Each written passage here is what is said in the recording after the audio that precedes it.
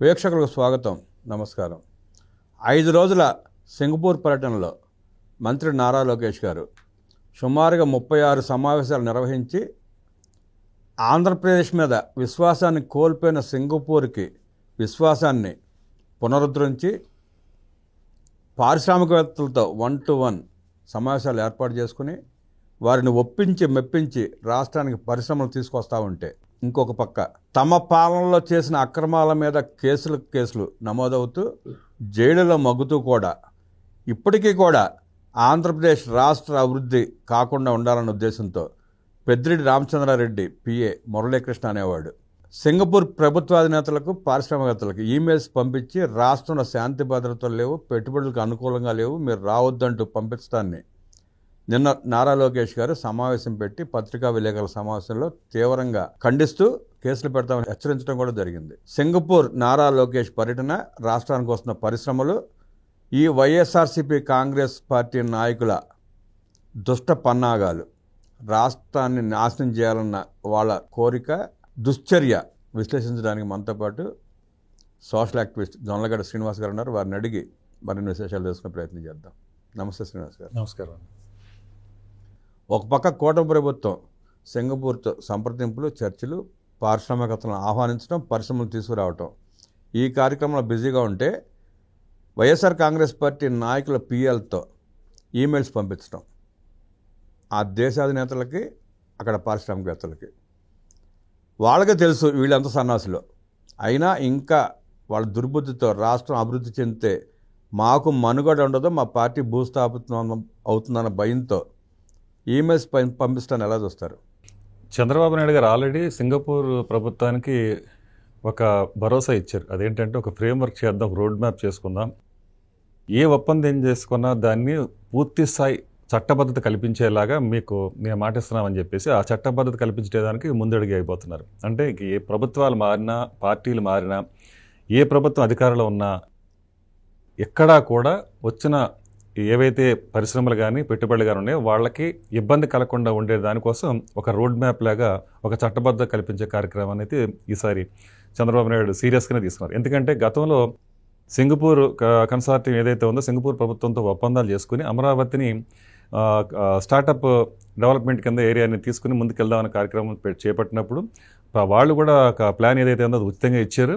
అది అభివృద్ధి పథం వైపు వాళ్ళ నుంచి ఎన్నో పెట్టుబడులు మనం ఆకర్షించడానికి ప్రయత్నం చేస్తున్న సందర్భంలో అనుకోకుండా 2019లో తెలుగుదేశం మళ్ళీ తిరిగి రాకపోవటం, ఆ తర్వాత జగన్ ప్రభుత్వం రావటం, తర్వాత విధ్వంసం ఎలా జరిగిందో అందరం చూసాం.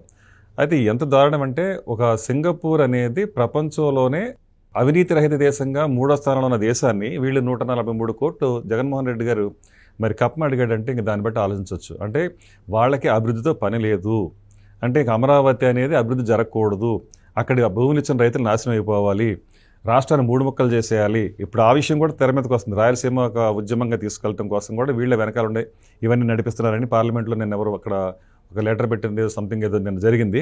సో దీని అన్నింటికి వెనకాలకి ఇవన్నీ దుశ్చర్యలే, దుష్ట పన్నాగాలే. రాష్ట్రాన్ని అభివృద్ధి పదం వైపు నడవడానికి వీళ్ళకి అసలు ఏమాత్రం లేదు. వీళ్ళు ఎంతసేపు దాచుకో కార్యక్రమం. అందులో భాగంగానే ఇప్పుడు వాళ్ళని సింగపూర్ని బెదిరించారు, వాళ్ళు వెళ్ళిపోయారు. ఇప్పుడు నమ్మకం కలిగించడం కోసం అని చెప్పేసి ఈయన చంద్రబాబు నాయుడు గారు 5 రోజులు పర్యటన చేశారు.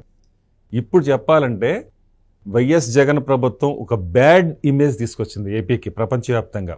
బ్యాడ్ ఇమేజ్, బ్యాడ్ ఇమేజ్ నుంచి బయటపడటం కోసం ఇప్పుడు చంద్రబాబు నాయుడు గారు ప్రపంచవ్యాప్తంగా ఏపీకి బ్రాండ్ ఇమేజ్ తీసుకురావడం కోసం ఇవాళ కంకణం కట్టుకున్నారు. అందులో భాగంగానే 5 రోజుల్లో దగ్గర 29 సమావేశాలు, రౌండ్ టేబుల్ సమావేశాల కార్యక్రమాల్లో పాల్గొన్నారు. అదేవిధంగా లోకేష్ గారు కూడా ఇక ఐటీ కానివ్వండి, ఎలక్ట్రానిక్స్ కానివ్వండి, ఫుడ్ ప్రాసెసింగ్ కానివ్వండి, గ్రీన్ ఎనర్జీ కానివ్వండి, డేటా సెంటర్లు కానివ్వండి, ఒక్కటేమిటండి 45,000 కోట్ల పెట్టుబడులు తేవటం కోసం ఇవాళ అవిరళంగా కృషి చేశారు.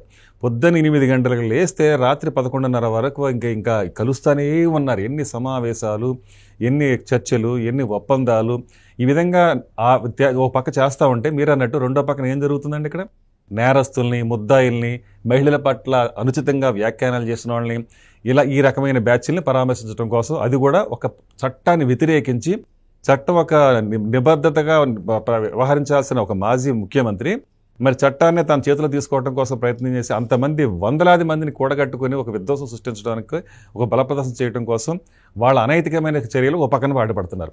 మీరన్నట్టు ఇవాళ మురళీకృష్ణ అన్న అతను ఎవరో కాదు పెద్దిరెడ్డికి సంబంధించిన పిఏ అంటున్నారు. అలాగే చాలామంది ఎమ్మెల్యేలతోనూ వైసీపీ ఎమ్మెల్యేలతో అతనికి సత్సంబంధాలు ఉన్నాయి అంటున్నారు. అతను ఎంత అనైతికమైన చర్య అండి ఇది. వాళ్ళ అతను అధికారులకి, సింగపూర్ ప్రభుత్వానికి, అక్కడ ఉన్న వాళ్ళందరికీ, పెట్టుబడిదారులందరికీ ఈమెయిల్స్ పంపించడం, ఇక్కడ పెట్టుబడి రావద్దని చెప్పడం, ఇది చాలా దారుణమైన విషయం. ఇంకా చెప్పాలంటే ఇక్కడ నిన్నగాక మొన్న హైకోర్టు అక్షింతలు వేసింది ఎవరి మీద? వైసీపీ ప్రతిపక్షం మీద. ఏమనంటే వీళ్ళు ఏమంటున్నారు, టీసీఎస్కి భూ కేటాయింపు ఏదైతే ఉందో అది కుదరదని చెప్పి కోర్టులో పిటిషన్ వేస్తే దాన్ని కొట్టేసింది హైకోర్టు. ఎందుకనంటే ఇక్కడ అభివృద్ధి అనేది జరుగుతున్నది ప్రాథమిక దశలో ఉన్నప్పుడు దీన్ని మనం తోసిపుచ్చలేము అని చెప్పేసి వాళ్ళు అక్షింతలు వేశారు. ఇంకా చెప్పాలంటే వీళ్ళు మాట్లాడడానికి అర్ధరహితం అండి. ఒకప్పుడు మన పశ్చిమ బెంగాల్లో నానో కార్లు తయారు చేయడం కోసం టాటా కంపెనీ అక్కడ ప్రయత్నం చేస్తే వాళ్ళు సహకరించలేదు పశ్చిమ బెంగాల్. అప్పుడు ఏం జరిగింది? గుజరాత్ ముఖ్యమంత్రిగా ఉన్నప్పుడు నరేంద్ర మోడీ గారు మేమిస్తాం రండి అని చెప్పేసి రూపాయికి ఎకరం ఇచ్చాడు ఆయన. మరి అదే లోకేష్ గారు చెప్తున్నారు ఇవాళ అక్కడ రూపాయికి ఎకరం ఇచ్చి ఇవాళ వేలాది మంది ఉద్యోగ కల్పన జరిగింది. అదే కదా మేము కూడా చేస్తున్నది. టాటా బెంగాల్ నుంచి వెళ్ళిపోయిన తర్వాత బెంగాల్కి పరిశ్రమలు వచ్చిన దాఖలాలు లేవు మళ్ళీ. అదే కదండి, అది వీళ్ళు చేసింది అదే. మరి అమర్ రాజాని వీళ్ళు అలా చేయలేదా? లులుని అలా చేయలేదా? ఎన్ని కంపెనీస్ ఇక్కడి నుంచి ఎళ్ళగొట్టేశారు. ఒక కంపెనీ తేవటం వీళ్ళు చేత కదండి, కానీ ఉన్న కంపెనీలు ఎళ్ళగొట్టారు. వీళ్ళకి అప్పం కడితేనే ఏ కంపెనీ అక్కడ ఉండాలి. ఆ పద్ధతులు ఏ కంపెనీ ఉండగలుగుద్ది, మనగడ సాధించగలిగింది. అలాంటి అపనమ్మకం వచ్చింది కాబట్టి సింగపూర్ కూడా వాళ్ళని సస్యమేర ఇంకా ఇక్కడ రావడానికి ఇష్టం లేదన్న సందర్భంలో ఈరోజు చట్టబద్ధత కల్పిస్తాం, ఏ ఒప్పందానికైనా ఫ్రేమ్ చేస్తాం, దాన్ని ఆ విధంగా రోడ్ మ్యాప్ చేసి మీకు భరోసా కల్పిస్తాం అన్న తర్వాత ఇప్పుడు ఒక్కొక్కరుగా నెమ్మదిగా మళ్ళీ పెట్టుబడుల వైపు ఇటు రావడానికి ఇప్పుడు మనకి ఒక్కొక్కళ్ళు ముందు మన వైపు వస్తున్నారు. ఇప్పుడు ఇవి ఒక్కటే కాదండి, ఇంకా రాబోయే రోజుల్లో కూడా ఈ అభివృద్ధి కార్యక్రమాల కోసం మొన్న దావోస్ ఎలా అయితే మనకు ఎంఓయూలన్నీ చేసుకొచ్చారో ఇంకా రాబోయే రోజుల్లో ఎంతకెంత పెట్టుబడులు తేవడం కోసం, రాష్ట్రాన్ని మళ్ళీ ఒక బ్రాండ్ ఇమేజ్ తేవడం కోసం నడుంగట్టి పనిచేస్తున్నారు చంద్రబాబు నాయుడు గారు. ఒక రాష్ట్రం కోసం సింగపూర్ లాంటి అత్యుత్తమైన దేశం 45,000 కోట్ల రూపాయలు పెట్టుబడి పెట్టడానికి ముందుకు వస్తుందంటే చంద్రబాబు గారి బ్రాండ్ ఇమేజ్ ఏ స్థాయిలో ఉందో ప్రపంచానికి తేటతెల్లమైందని అద్భుతంగా విశ్లేషించిన శ్రీనివాస్ గారికి ధన్యవాదాలు తెలియజేస్తూ నమస్కారం.